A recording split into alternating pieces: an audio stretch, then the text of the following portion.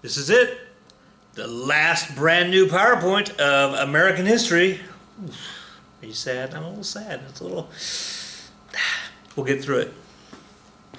All right. I'm sure we'll have others. Don't worry when we are reviewing. Don't worry about it. But the last for the new material. Good times. It is still April 14th, 2021. All right. Let's get to it, shall we? George Bush, number 43, after the crazy pregnant Chad's situation, as we ended with last time. He's now the next president, right? All right, use all your words. You can do this. Just get through it. It's not emotional. This is okay. Graduated from Harvard Business. What does it say? Harvard Business School. Governor of Texas.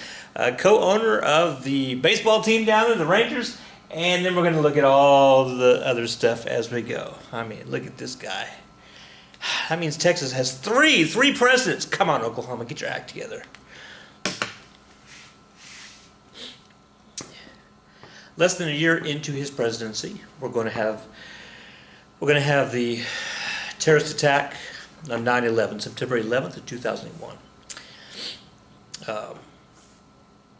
We have 4 airplanes commandeered by terrorists under the leadership of Osama bin Laden. 2 of these airplanes are going to fly into the Twin Towers. One's going to fly into the Pentagon, and one is going to be, well, it's targeted what we think is to the White House, but the passengers on that flight found out what was going on, and then they were successful in taking over the plane and landing it, crashing it into a field. So the White House was ended up not being a target. My particular recollection of this day, I know in my weird Forrest Gump life here, I was actually scheduled to go to Kennebunkport, Maine to meet President Bush's mom and dad, the former president and the former first lady, that weekend, the very next weekend, just 5 days later. Another teacher and I were working on, I know this seems weird, we were working on a an educational internet project for President Bush's brother, and we had done that for a couple months, and then he asked us to come up and see the family.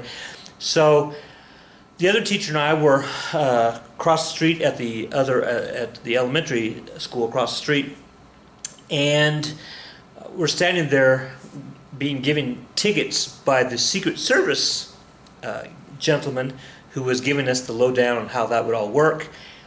One of the teachers in the building came running down the hall, and she said, guys, you know what's going on? We're like, no. And so we ran down the hall. We ran into her room, Miss McCracken's room, and we looked up. As I came into the room, I looked up onto the TV because all the classrooms had the TVs up in the corner of the classrooms at that point. And I looked up, and that was the moment that the second plane hit the Twin Towers. So we watched for about 60 seconds, and then the Secret Service guy turned to the other teacher and I and said, well, trip's canceled. And he walked out the door, and we never saw him again. I went back, when we found out what was going on, then I went back to my school. I was teaching in middle school at the time, and went back and we shared the news with everybody. So it was a crazy day. Goodness. But we know what happened. The first plane hit the tower, the second plane hit the second tower, and then after not too terribly long, the towers came down. And we had basically 3,000 people killed. Obviously terrible, an evil act, made even more awful by the firefighters and the policemen and the first responders who rushed towards the building to help get the people out, and then they were caught it was awful, just awful. The largest terrorist attack on the United States by far. I mean, terrorists, absolutely. Largest attack, right? Because that's even more so than Pearl Harbor, yeah? Right. Or, well, I guess it's close. Oof. All right. So, we have a new bad guy. And it's Al-Qaeda. Now, Al-Qaeda is a terrorist organization that is not a part of any one particular country. And this is where it's going to get crazy. So, yeah, September 11th, 9/11.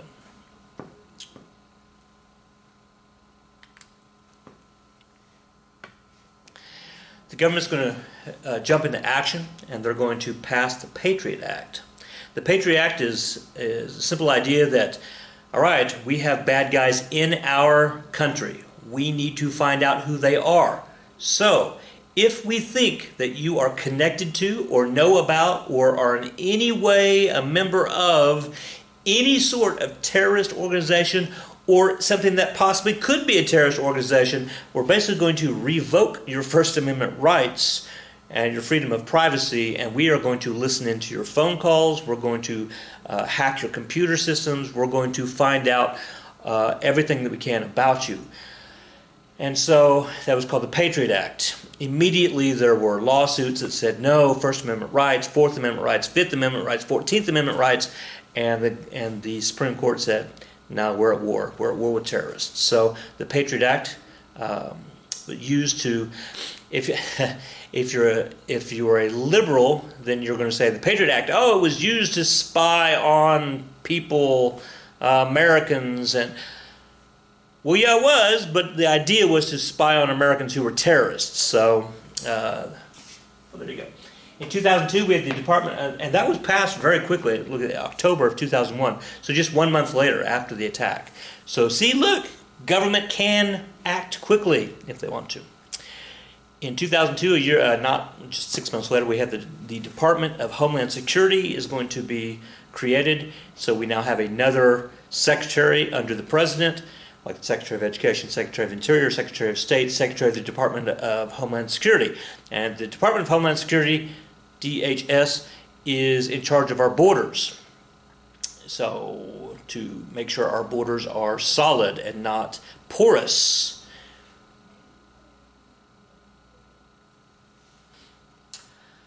What's going on here? Well, hundreds of immigrants are going to be thrown in jail simply because of ties that may or may not be with Al-Qaeda and or family members that may or may not be. So hundreds of immigrants, specifically people from the Middle East, are going to be thrown in jail. So here we are. I told you that we're going to have another situation, a habeas corpus situation, right? So we had that habeas corpus situation with President Lincoln in the Civil War. And now here we have, under President Bush, we have a habeas corpus situation that we're throwing people in jail, not based on any crimes that they have committed yet, or possibly would never have, because it's just because of their ethnicity. Okay, but the Supreme Court backed all that up because we were at war with the terrorists. One of the ways you get around breaking people's constitutional rights is you take them out of the country, right? So if they're out of the country, then they don't have their First Amendment rights. So we have Guantanamo Bay. That's right, that Guantanamo Bay. Way back, like, I don't know, 15 videos ago, we were talking about the Spanish-American War. And the Spanish-American War, one of the things we said was, hey, we're going to help you out as long as we can get a little bit, just a really small piece of Cuba so that we can then have a military base down there. And the Cubans are like, sure, we'll give you Guantanamo Bay. Well, here we are, and that's where people who are accused of being part of the Taliban and Al-Qaeda, the Taliban in particular, which is, again, these are terrorist groups' names, they're going to be put in Guantanamo Bay, which is a military base. If you're on a military base, then some of your constitutional rights, not so much. And there's a picture there of Guantanamo Bay and the Muslim prisoners praying, and or not praying, as the case may be, depending on what's going on here. Let's see. Captured Taliban fighters from Afghanistan. Okay.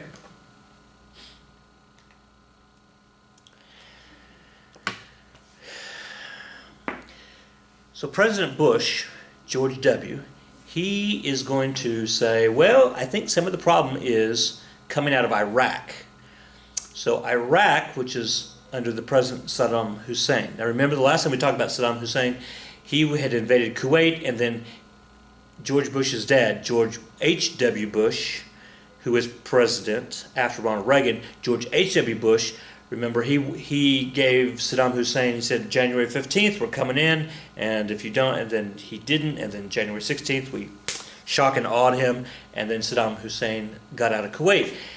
And George H.W. Bush did not go ahead and take him out.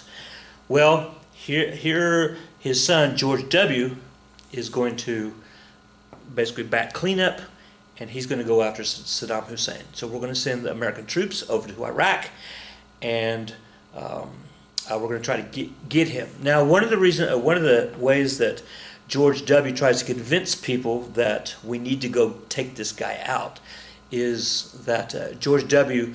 claims that the CIA and members of his little group have told him that Iraq has weapons of mass destruction. So when that was presented to the people of the United States, everybody was thinking, oh, Saddam Hussein has nuclear weapons. And that actually never came out that it was a nuclear weapon, but weapons of mass destruction. And so here we have, I said and so, I wonder how many times I'm going to say that. And George Bush is going to send the troops in. He's doing this on the basis of Saddam Hussein has weapons of mass destruction, which violates the United Nations treaties, etc., etc. Well, when we show up, we don't find any nuclear weapons. And we look and we don't find any other nuclear weapons. We don't find any nuclear weapons at all. So it turns out that especially the Democrats, they start making fun of George W., saying that he made up the whole thing just to get Saddam Hussein because his daddy couldn't get Saddam Hussein. So it was a whole big mess with regard to there were no nuclear weapons. Now, did we find weapons of mass destruction? Well, the argument is that we did find biological weapons. We found chemical weapons. We know that Saddam Hussein was killing hundreds of thousands of Kurds, which are people that live in North Iraq, up there in the mountains, in Kurdish mountains.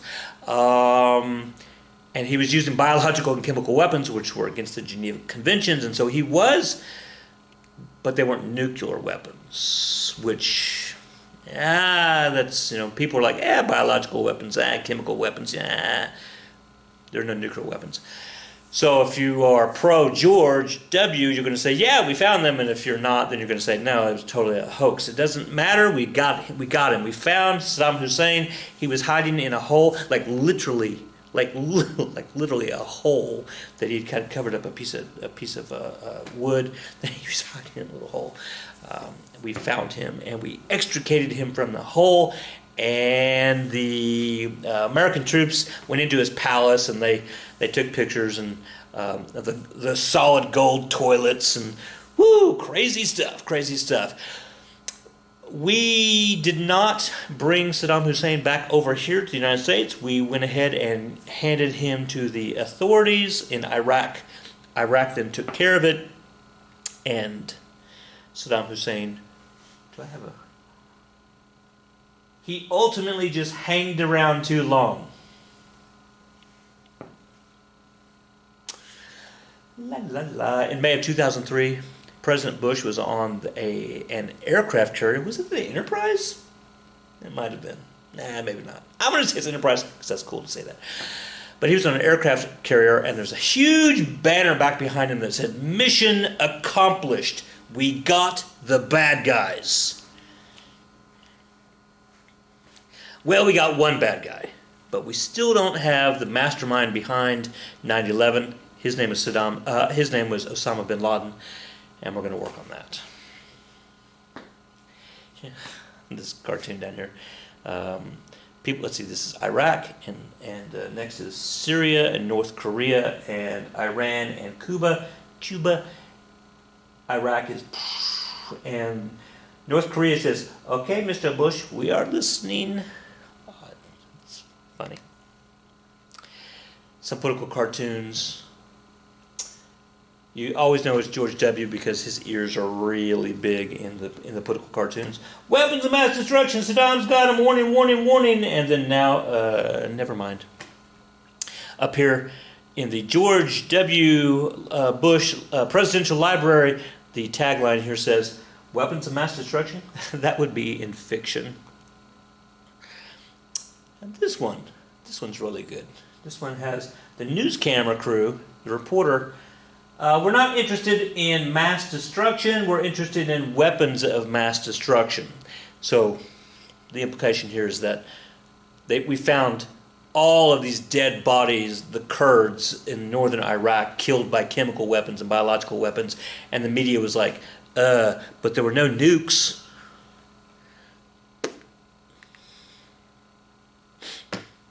And not everything's good here. We have some awful people in our society. Unfortunately, there were several that happened to be in the military at that time in Iraq.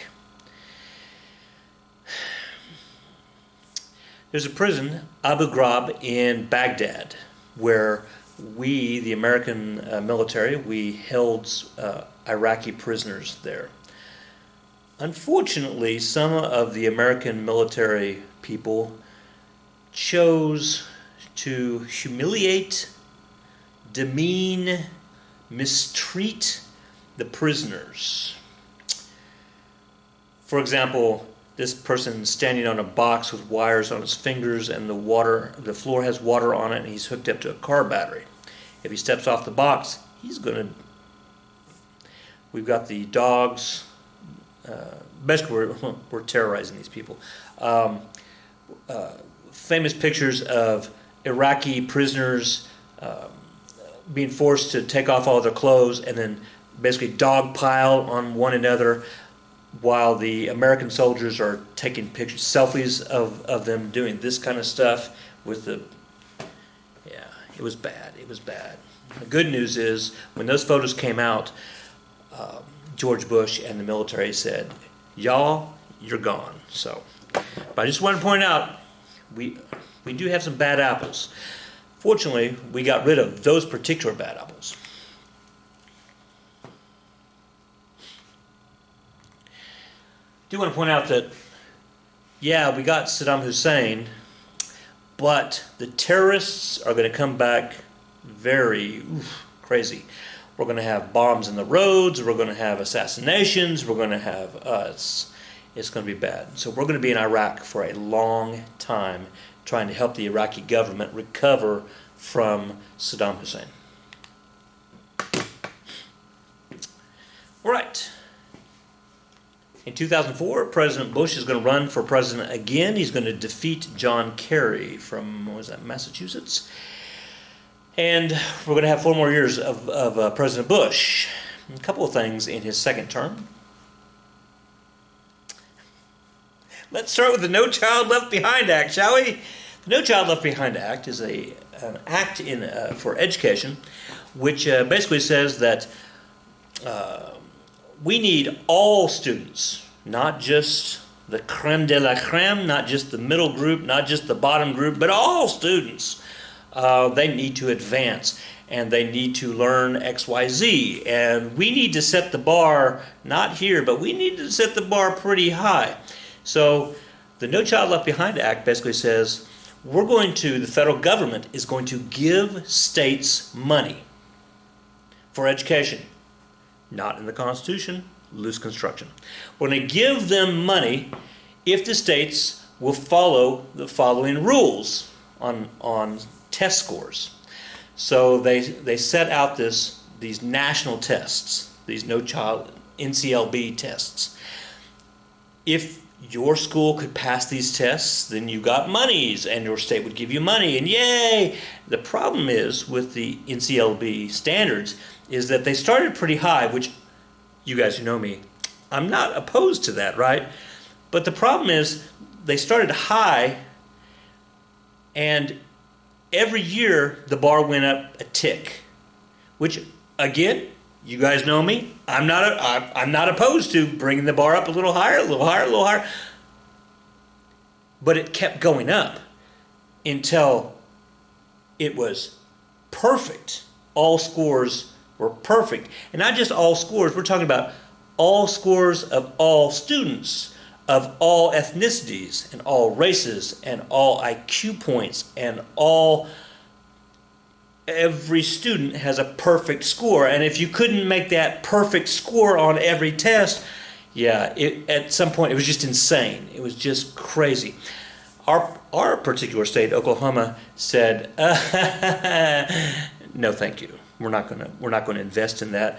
And the federal government said, okay, well then we're not going to pay you any money. So then we're like, well, how about this? We will create our own tests, which are similar in fortitude and rigor and relevance. We're just not going to have the federal test. We're going to have our own state tests. And the federal government said, you make your test and we're going to see how rigor and relevant they are. And now we're all taking the ACT. Good times. No Child Left Behind. These cartoons are No Child Left Behind cartoons. Well, here's President Bush signing No Child Left Behind. There it is. Yay, everybody's happy.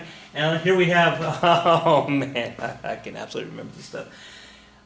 Teacher, is this the test to test us for the test to see if we're ready for the test? Yeah. Down here we have the state standards. Here's this guy, the state standard, 7 plus 5 is 12. That's the state standard. The federal standard for No Child Left Behind was in 8th grade, you don't want 7 plus 5 equals 12, you want that huge polynomial expression that looks impossible, right? And that's the difference between the national and the federal. Huh. And then over here, oh, makes me sad. Pluto. Dr. Jones, how many planets are there? 9. I mean 8. Pluto. Sad.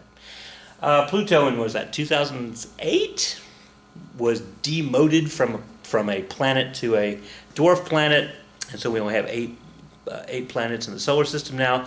And this cartoon says, paraphrasing, hey, why is there only 8 planets left and Pluto got demoted? And the teacher says, I would love to tell you that, but that's not on the test and we don't have time to talk about it because we got to pass the test. La la la.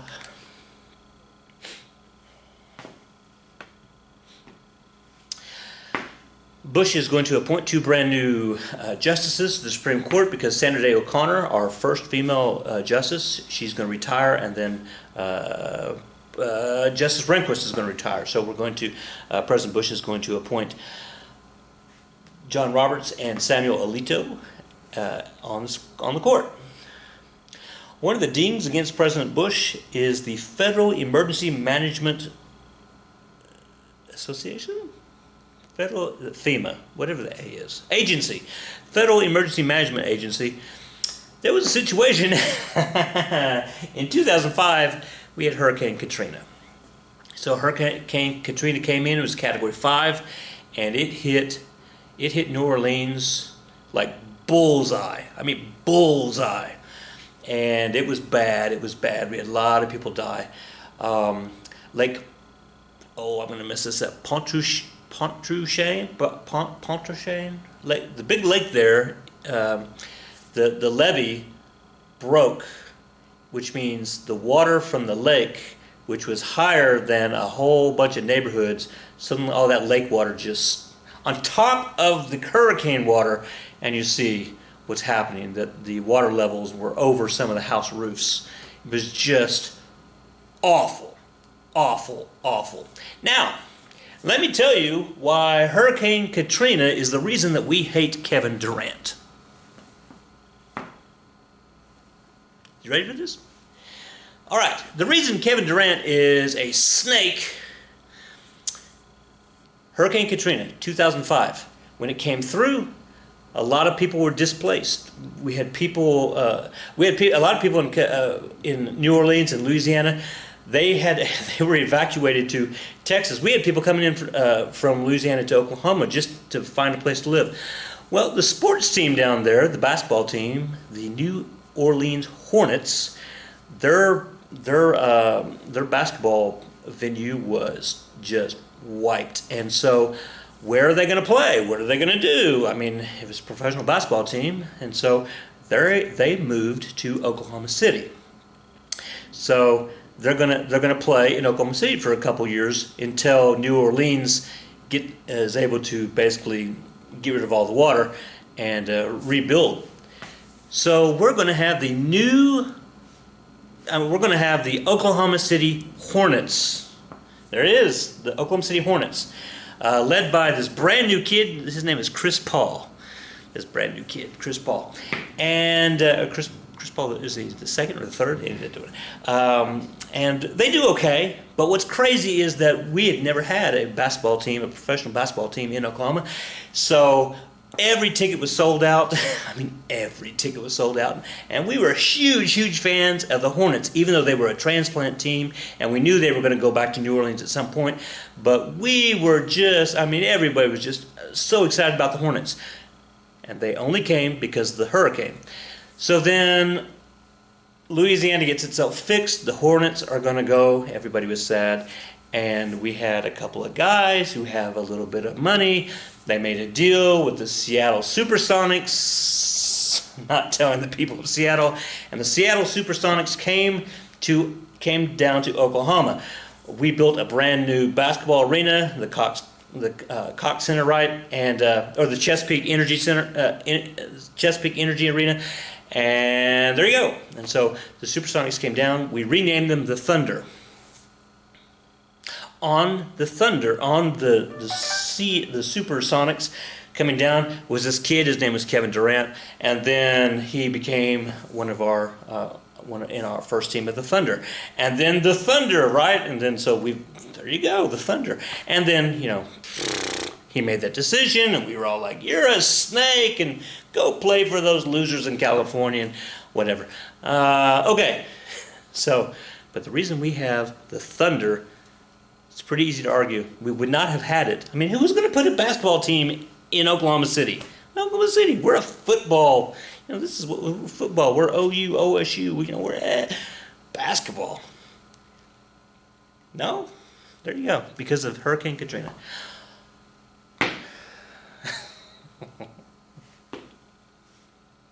You could have skipped like 5 minutes of that. All right. Midterm elections in 2006. Just like I said in the last video, a lot of times in the midterm, which means not the 2 years after the president's elected, the midterm election is where the Congress will flip to the opposite side for various reasons. So here we have the Democrats going to take over, and I'm not going to answer that phone. Wait, let's see if it's anybody important.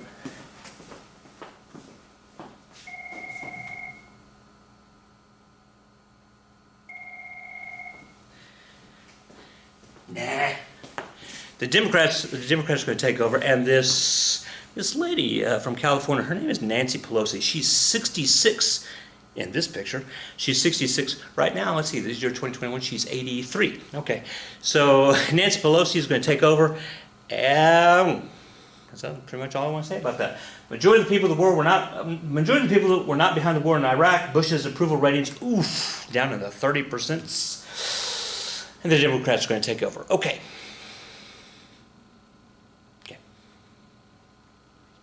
Election of 2008. So President Bush has now been president twice, so he can't run. We're going to have the Maverick, that's what we called him, John McCain from Arizona. He is a Vietnam War hero, and he's going to have his vice president, the Alaskan governor, Sarah Palin. So we've got, again, a female running for vice president against the senator from Illinois, Barack Obama, and some guy by the name of Biden as vice president. So let's see. Barack Obama was in it for his life in the primaries, because he was going up against Hillary Clinton. Miss Clinton was vying for the presidency at that point, and Barack Obama beat her out in the primaries, and then and did very well against McCain. So let's see. The housing bubble, the housing, the housing bubble bursts, which means, oh yeah, no, we haven't had one of those in a while in these videos, but we're going to have a situation where there's a run on. A lot of people are what are we calling those? Where people will spend a whole bunch of money that they don't have, and suddenly all that money they owe it all at one time. Yeah, a lot of things are going to fall apart. Internet's going to fall apart for a little bit with regard to that. The tech bubble. Oof. The government's going to take over Fannie Mae and Freddie Mac, which are both insurance companies and mortgage companies, and Congress is going to pass TARP, which is banks are running out of money because it was just an insane time, and so the Congress is going to give money to banks, and and all of that is when President Obama is walking in the door. So that's what he dealt with. Number 44. We are almost there. Number 44.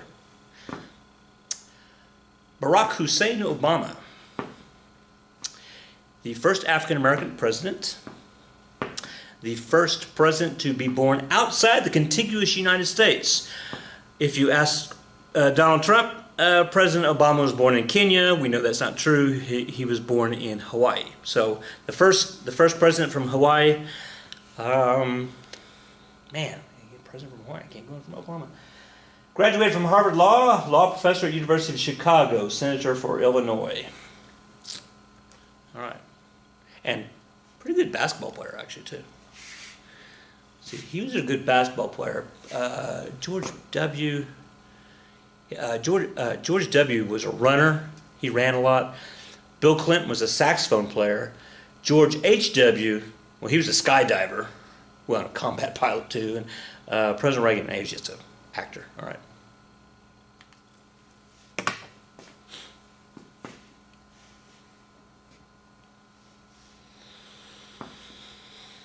Obamacare. We call it the Affordable Care Act. The Affordable Care Act. What was the official title? The idea was that if you did not have insurance through your job, then you were going to be required to get insurance through the government. If you did not get insurance, health insurance through the government, then you would pay a fine through taxes. You'd pay a fine. So it was enforced health care. Now, that's how the Republicans would say it. Oh, it's a tax. It's a tax on people. The Democrats said, no, it's health care for people. And the Affordable Health Care Act has some positive aspects. For example, you cannot be turned down due to pre-existing conditions. So, for example, if I had a ton of things wrong with me, I could sign up for Obamacare, and they couldn't tell me no. Like some of the private insurance companies can say, oh wait, you're sickly, we don't want you.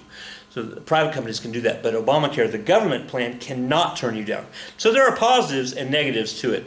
At one point, President Obama, was it Jimmy Kimmel or Jay Leno or one of them, and they said, the question was, so people call the Affordable Care Act Obamacare. Are you okay with that? And President Obama was like, hey, I kind of like it. So that's why we call it Obamacare.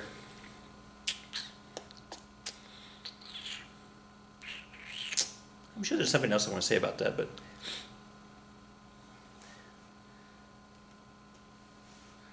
oh yeah, there is. So and so it's going to go into effect in 2010, right? In December. The plan was that it's going to be all online, so you can enroll online. And was it December 15th or something like that? I don't remember. It was in the middle of the month, so I'm going to say the 15th. There's a big announcement. Okay, the website is up and running, ready now. And as soon as it pops up, 70,000 people tried to log on all at the same time because they wanted their insurance, and the website crashed. Awkward. So then It came out, the government came out and said, okay, yeah, the website crashed. We didn't realize it was going to be that heavy of traffic, so we're putting in more servers, blah, blah, blah, blah, and so it's going to be up here in 3 days. And so 3 days later, they're like, okay, it's online now. And like 150,000 people jumped on it, and it crashed again. And so then it was like, well, this is awkward because this is supposed to save all these people. We can't even get the website to work. And so, anyway, that's what I wanted to say about that.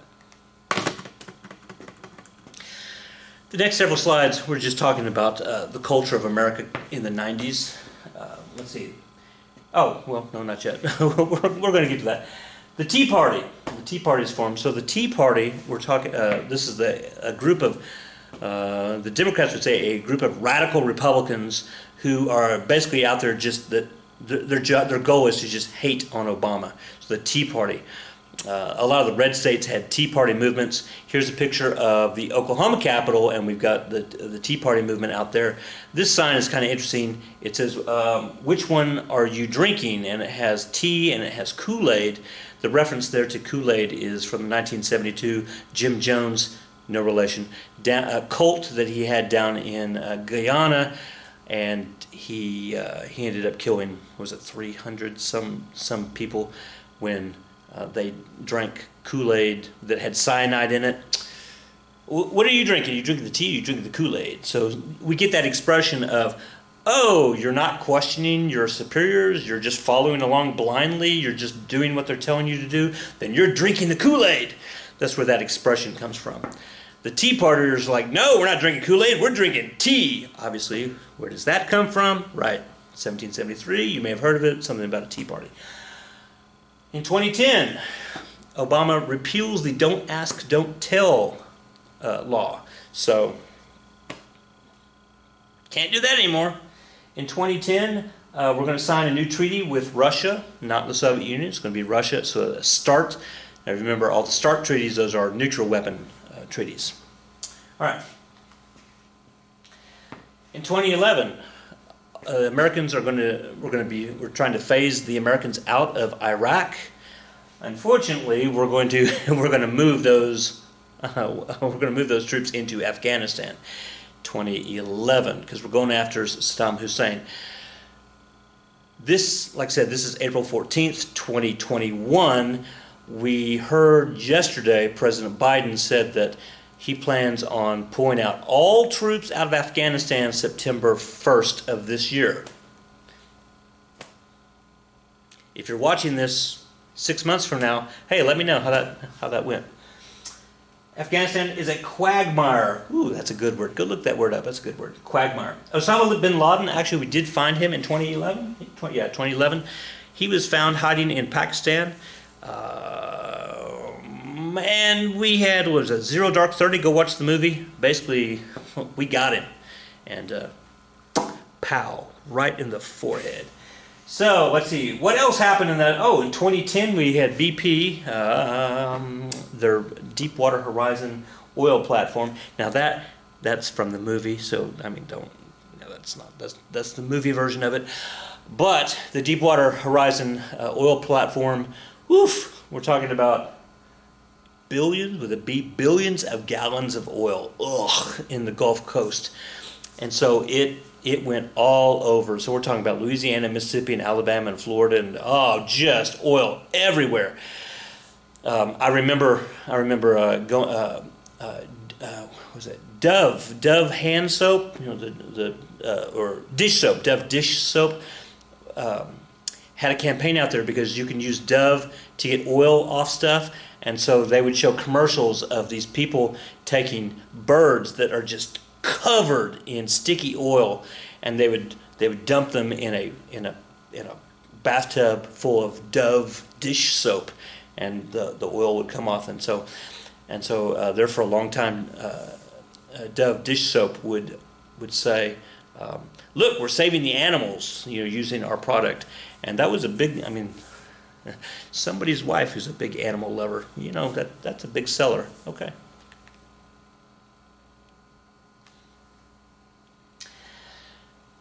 Well, we're no longer the big dog on the planet with regard to economics. In the 1990s, early 2000s, we dropped from first place of per capita income, and we actually dropped very far. Well, I mean, not like out of the top 10, but we're going to be eclipsed by the UAE and some of the Middle East countries. However, let's see, the rich get richer. The top 20% make 50% of the nation's income. That seems amazing, right? The top 20% make 50% of the nation's income. I mean, we're not even close to that now. It's like the top 5% make 80%. So it's way out of control at this point. But let's see, decrease, and then a lot of other crazy things are happening. Decrease in number of high-paying manufacturing jobs because we're starting to use robots and stuff like that, right? So let's see, higher pay for educated workers in high-tech industry, decline in unions, growth of part-time work, increase in number of immigrants, increasing tendency for highly paid men and women to marry and pool their income. Should marry rich people. Oh man, Flint, Michigan, and the water supply. Oof. Yucky, yucky. A chart for 2014, the average of income or percent of income of people. So this is done by, looks like by $5,000. So percent of households who are making less than, so the entire house, right, making less than $5,000, only 3.5% of the people in the United States. So that would be the abject poor. But if we look at the mode, look at me using these big words, mode, which is the number that comes up the most, right? So that would be between, if I can do that, between 20 and 25,000 is the mode. So that is still below the poverty line. If we look here at the words up here, it says the bottom, the median of all of this, the median is $53,500. $53,000 is the median. Is that the average? No, that's the median. What's the difference between the median and the mean? What's the difference between the median and the mean? Well, I hope you know that. So the median is 53,000. And then we have, obviously, the more people make, the less there are of those people who make that. Until you get to these two, and it jumps up. This graph is it's a little wonky because this penultimate one, the second to the last one, it says these are people who make between 200,000 and 250,000. So really, it's 10 of these lines. So if you add up those, yeah, that makes it big. And the last one is people who make over 250,000. So I mean, we do have a lot of people making a lot of money. Let's see, educators at our school. How far does my finger go? Well, unless your salary is like hypothetically like $220,000, and then you get a $75,000 bonus in the end of your third year. Oh, you'd be. Oof.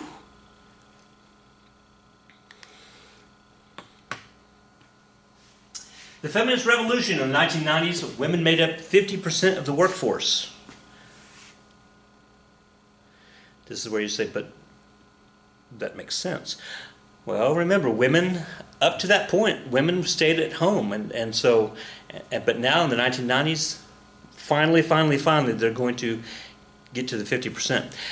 And they're going to take big male-dominated jobs, doctors, lawyers, airplane pilots, engineers. Just today, this morning, they announced that President Biden is going to put the head of the Army. He's promoting a female to be the 5-star general or the 4-star general for the head of the Army. And they announced that today. First time ever in American history. However, women still, at that point, were still made less money for the same job. Made less money for the same job.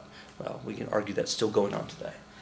In 1993, Congress passed the Family Leave Act. The Family Leave Act is very simple. If there's an emergency in your family, or something like that, if there's a birth or something like that, and you want to take off time from work, you can.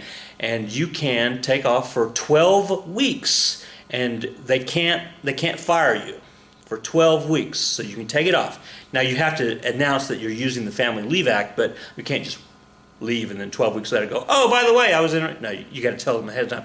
But 12 weeks. Now, in the United States, that 12 weeks is unpaid. So 12 weeks with no paycheck, but you can come back to your job. Now, there's other countries that you can take 12 weeks off and they still pay you, but not all companies have to follow that rule. Small companies, mom and pop stores do not. You have to have, it says over here, you have to have at least 50 employees within a 75-mile-per-hour radius, and you can't just walk in the door and take 12 weeks off. You have to have worked for a year at this company, and you have to have within that year worked at least 1,250 hours. So if you do the math, oh man, let's see, if you do the math, 52 weeks, 1,250 hours, that's what? 24 and a half-ish hours per week. So if you work 24 and a half hours-ish per week, then you can get the family leave of 12 weeks with no pay.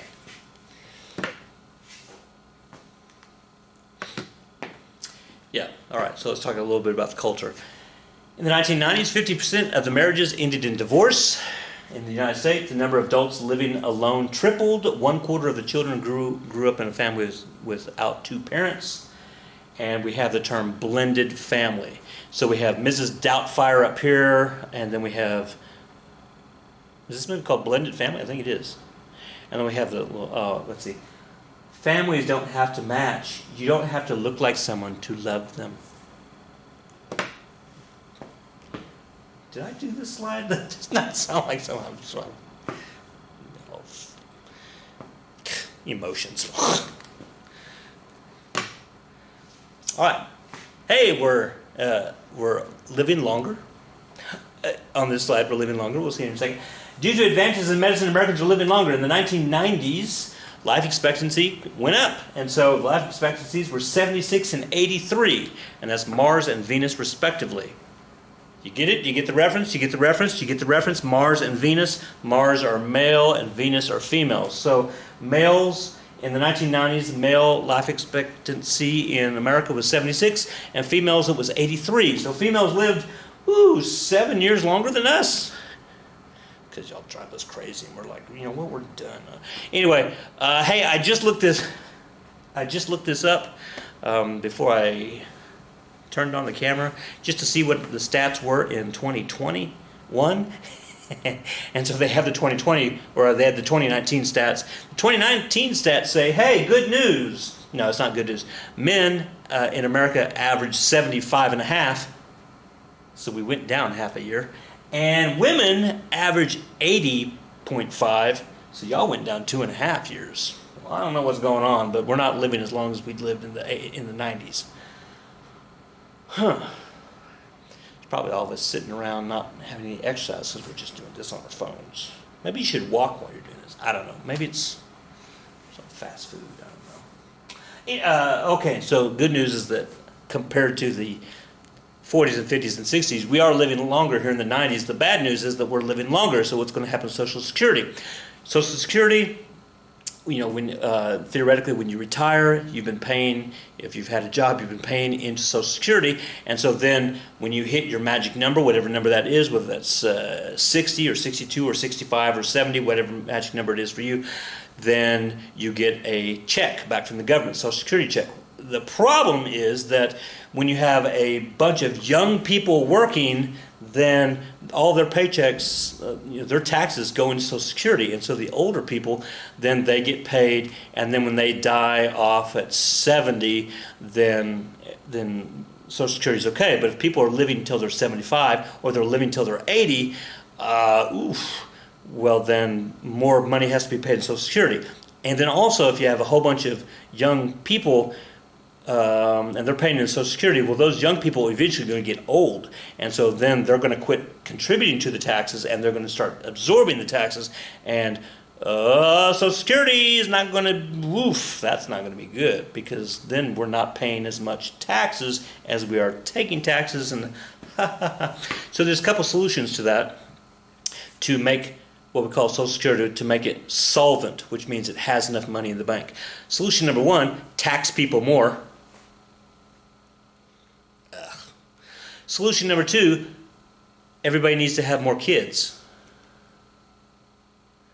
Right. So if you have more kids, then when they grow up, when they turn 16, they go get their job at McDonald's, then all those kids who are working, then their taxes will then pay for the Social Security for the older people. See how that works? Until then you realize, Malthusian. You have a whole bunch of kids. Those kids are going to get old, and then they're going to have to like double those kids, and pretty soon, Malthusian economics. See, look at that. I knew we'd get back to that. You thought we were done with Malthusian economics. All right. Oh. Somebody did the math, and I think it was 2015. The current fertility rate was one kid per adult. So a family had 2.0 kids. To keep Social Security solvent, the average family would need 4.2 kids. So how did they do the 0.2? They actually drew a 0.2 kid. Look at that.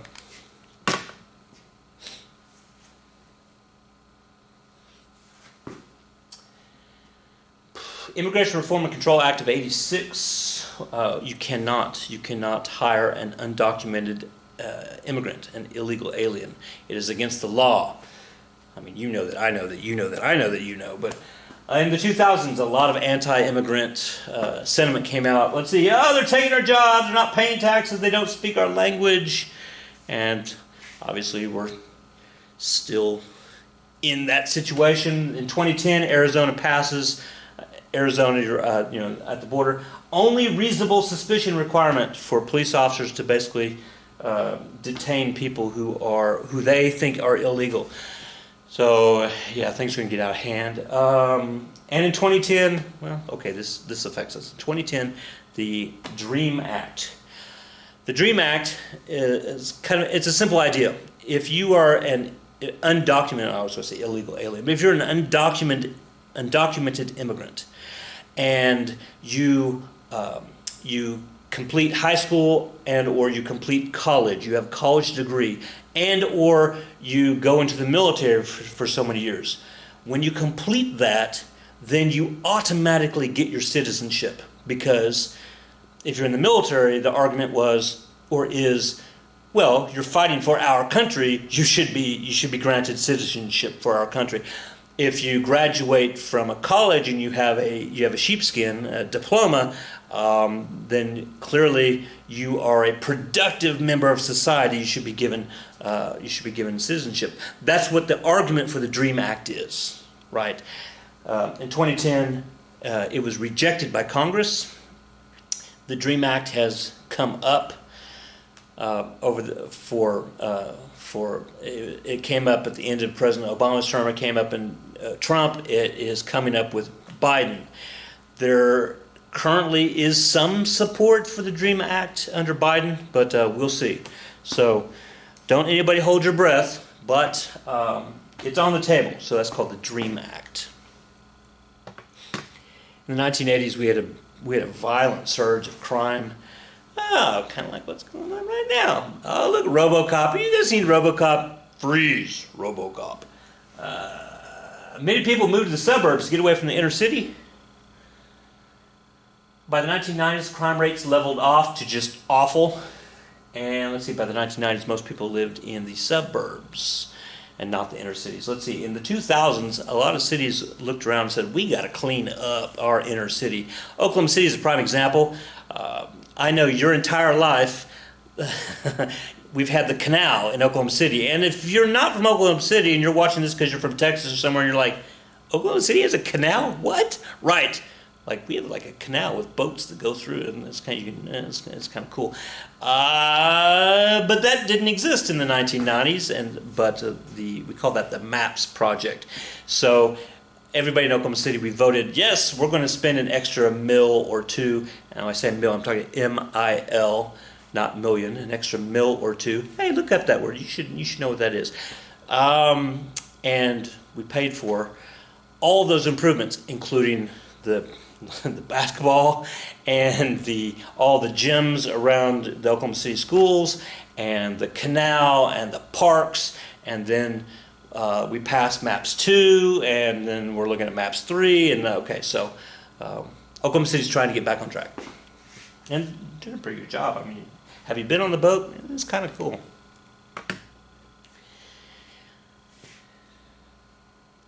In 1992, we had a situation Rodney King,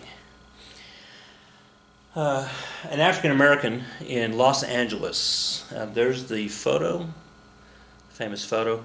5 police officers.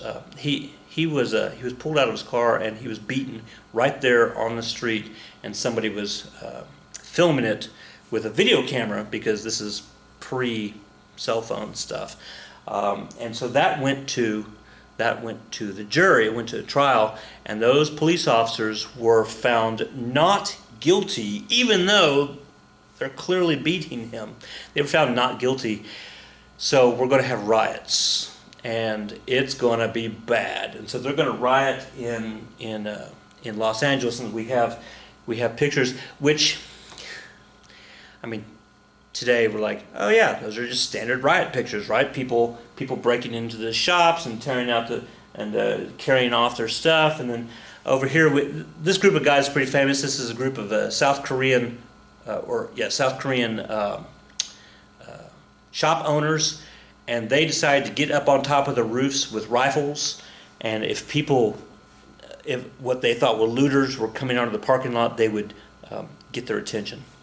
So it's pretty crazy. So that was the Rodney King riots. And Rodney King, after he's going to make a statement. He's going to say, "Can't we just all get along?" So that was his thing. Apparently we can't. In 1995, we have O.J. Simpson's trial. And so O.J. down here, O.J. and his couple of famous attorneys. We've got Johnny Cochran, and then is that F. Lee Bailey? No, that's Dershowitz. No, that's the other guy.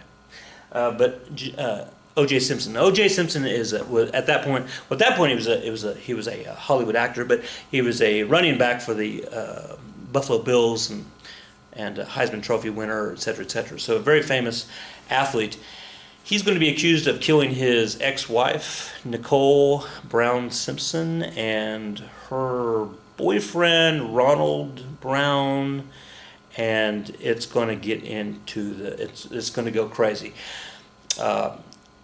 If you look up white Bronco chase, then you go to YouTube and you can watch like this 3-hour film of O.J. Simpson and his friend driving the white Ford Bronco on the L.A. highway system, and they're driving like 25 miles per hour, and like, I don't know, 40, 50 police cars are chasing them at 20 miles per hour. It's pretty crazy. Mrs. Jones talks about how she woke up from one of her heart surgeries, and she woke up and she was looking up at the screen. She's like, "What is going on?" Because they're chasing him at 20 miles an hour. But he's going to go to court, and in criminal court, Marcia Clark is going to be the prosecuting attorney, and it's not going to work out for her. They're going to make some poor judgments. Probably the poorest judgment she makes is that here are the gloves of the killer. We have the killer's gloves because there's blood on the gloves, and they're like, "Hey, O.J. Simpson, you should try them on." And so there's the famous picture of O.J. Simpson trying on the gloves, and he's showing the jury, no, they don't fit. They don't fit.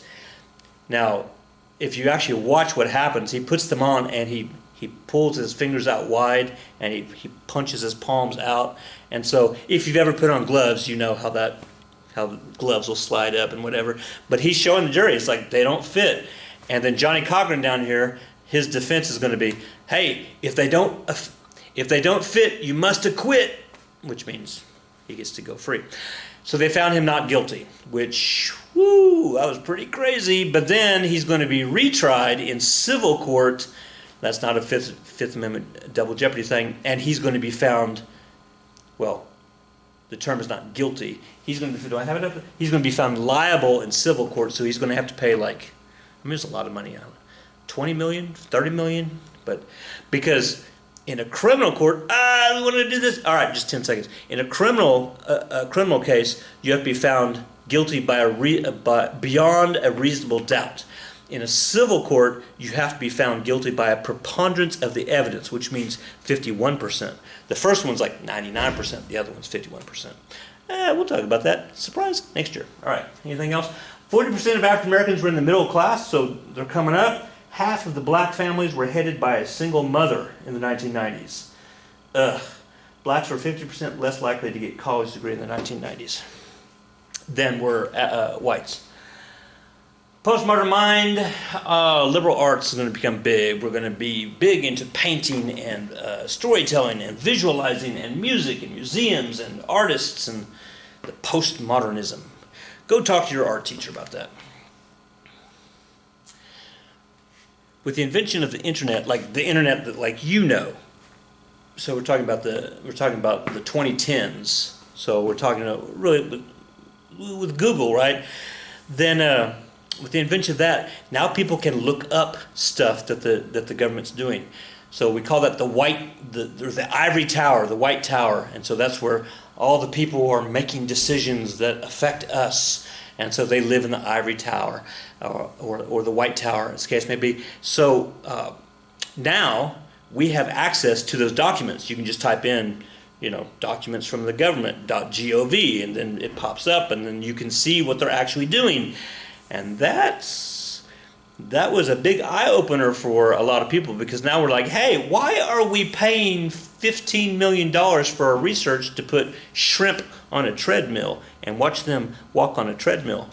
Yeah, I'm not making that up. Well, it wasn't $15 million. I think it was like $3 million. But all right. Speaking of the internet, can you name any of those? Can you name any of those people on the internet? Can you name any of those memes? You got the Firestarter girl. You've got sad Keanu. You've got Happy Leo and Techno Viking and all those kind of stuff. And so, just talking about the internet and how your version of the internet. All right. There you go, number 45. Well, we don't have to know anything about him. Guys, I got some bad news for you. We're done. That's it. We're done with new material. This is where Mr. Shaddig, who's been standing over there for a little bit, he's about to clap. Yay, we're all done. He's not. Okay. We're done. And, all right. I'll see y'all later. Be good. You know who I'm talking to. We're done.